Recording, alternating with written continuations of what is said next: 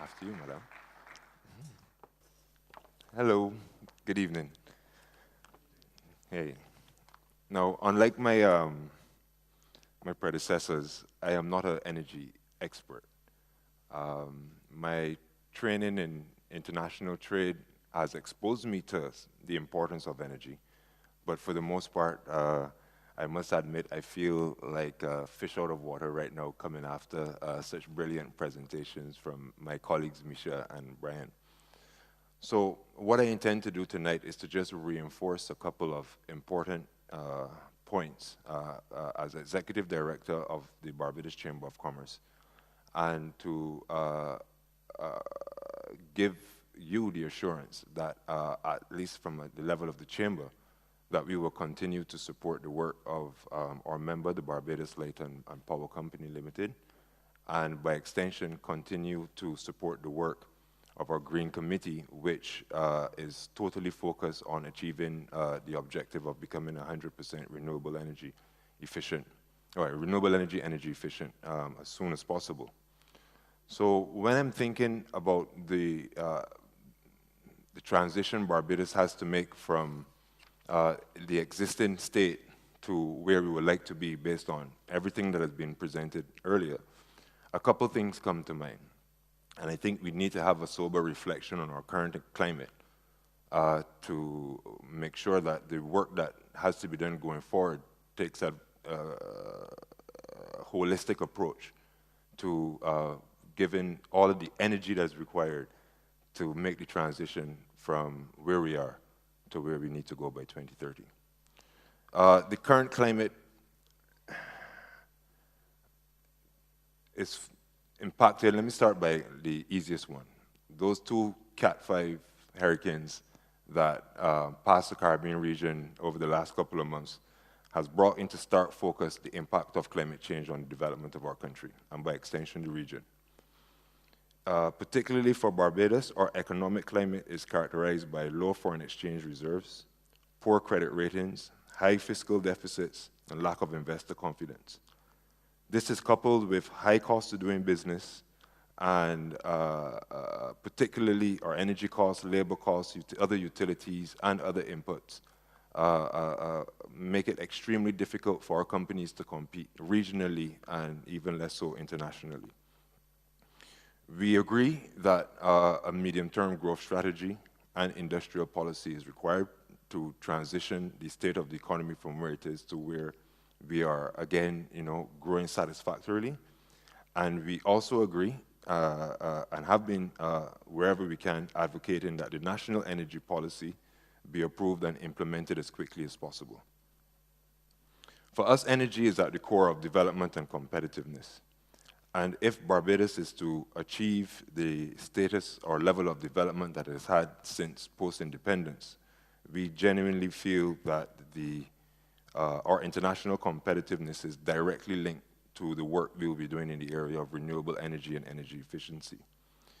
We also recognize that it's important to make this transition, if only to meet some very important targets that have been set by the United Nations.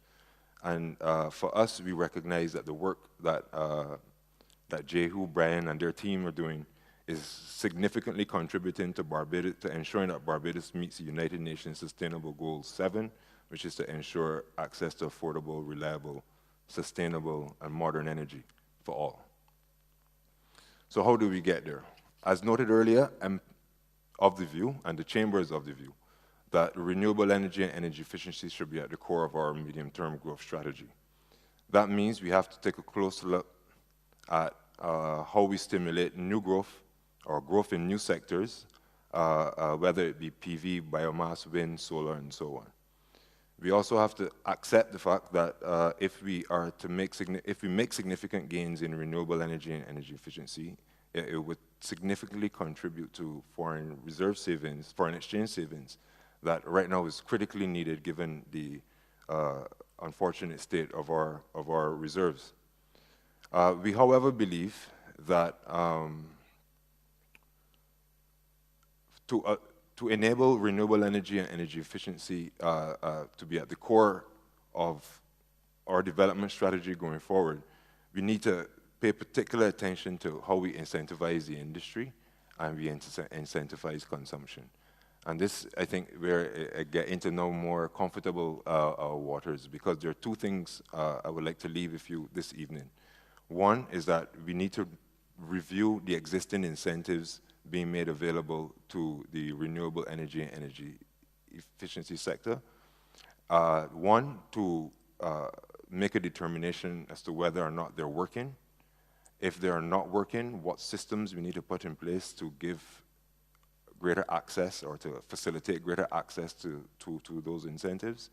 And in some cases where consumption, for instance, or there are no incentives to support consumption or to support manufacturing or to support the distribution of energy, we are recommending that we take a look at that and do what is necessary to incentivize that type of activity. On the trade policy front, there are a number of principles that we need to be mindful of if we seek to deviate from the existing trade policy to support renewable energy and energy efficiency products.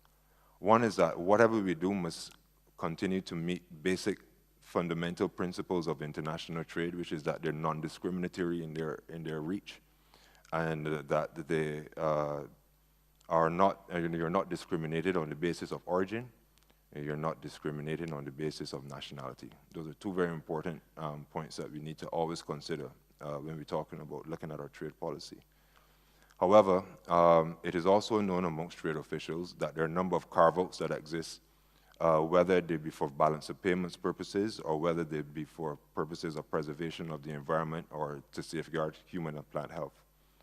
And in that regard, I'm proposing that we take a close look at our trade policy to incentivize the consumption and use of renewable energy efficient products, and over time gradually phase out the importation of non-energy efficient products into Barbados.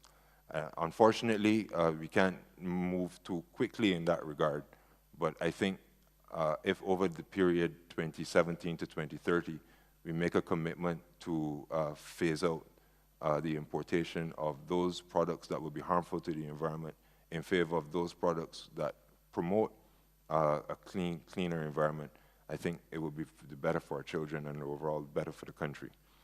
So from the Chamber's perspective, we're eager to start some preliminary work with the ministry and our partners in the private sector, in particular BREA, to look at the customs tariff and basically to start seeing which products we can identify as products that we can carve out for renewable energy use, consumption, or inputs, and have those hopefully zero rated, if not as soon as possible over a period of time. I think that will go a long way in encouraging consumption in renewable energy efficiency, and overall then support the business and by extension the economy in the medium to long run. The next thing that comes to mind, similarly with respect to trade, is how then do we use the CARICOM single market and economy to give effect to Barbados's overall objectives to become renewable energy efficient? And clearly, it will be, first of all, it is an opportunity for our existing producers and service providers to sell their new products to a region that is also now grappling with similar circumstances that may not be as ahead as Barbados in some instances with respect to the use of energy efficiency products. So I see the CSME and by extension some of our other trade agreements as potential opportunities to help this nascent sector help improve our foreign exchange situation by way of exporting their goods and services and also contributing to the region becoming fully renewable energy efficient. Last but not least, I want to focus a little bit then on human capital development. And I think that as Barbados makes this transition into these new products and services, that it's going to provide a whole new landscape in terms of opportunities for young people to get involved. And therefore, I was heartened to hear about SJPPP, for instance, being involved in the work of BRIA, because it is through engaging universities and engaging our skills training institutions that we start to create that new cadres of professionals that will help fuel business in this sector and provide the goods and services to support those businesses. So I'm thinking about, okay, you may need people who are experts in intellectual property and who appreciate, the new designs that, and the new technologies, the new innovations that will be coming as a result of this policy. I'm thinking that there will be need for legal, accounting, even insurance, better understanding of the new technologies that will be made available to Barbados, and therefore new opportunities to take new paths in terms of professional development of our young people. So the sooner we get the universities and the skills training institutions and community colleges involved in this effort, I think you provide then a basis under which the policy then becomes sustainable over time and self-sustaining in terms of generating incomes and taking people out of poverty. Ladies and gentlemen, I'm better when we speak in one-to-one, so I look forward to having a conversation with you soon thereafter. Hello, Mr. Marshall. Nice to see you. All right, have a good day. Cheers.